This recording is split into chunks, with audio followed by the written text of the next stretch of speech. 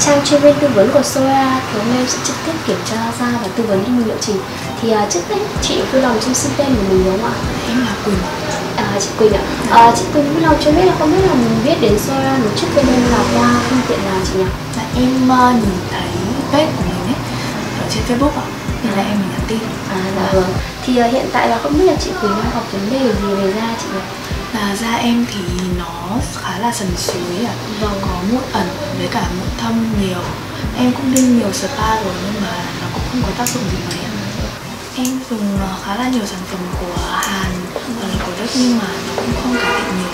Cải thiện nhiều đúng không ạ? Dạ vâng. Thế thì em sẽ tiến hành soi da cho mình để chị hiểu rõ hơn về da của mình và em sẽ lên phác đồ cho mình nhé. Dạ.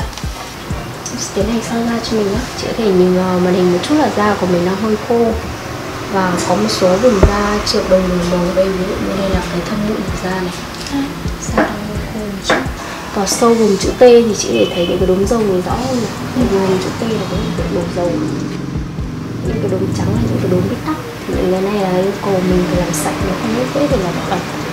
Đấy thì khi mà em đã khám da xong cho mình thì em có cái liệu trình tư vấn phù hợp nhất với da của mình. Hiện tại là chị có thể làm cái gói Manelix giúp làm căng bóng và trắng sáng da.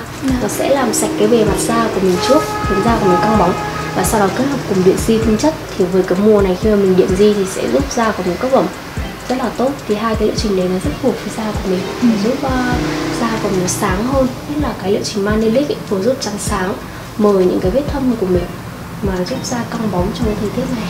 Dạ. Thế chị em mình đi làm luôn đi chị ạ. Dạ vâng. Thế thì em mời chị lên trên tầng 2 để mình sử dụng dịch vụ chị nhé. Dạ, ok. Và bây giờ thì mình sẽ bắt đầu liệu trình chăm sóc da. Mọi người cùng đi lên theo dõi cùng mình nhé.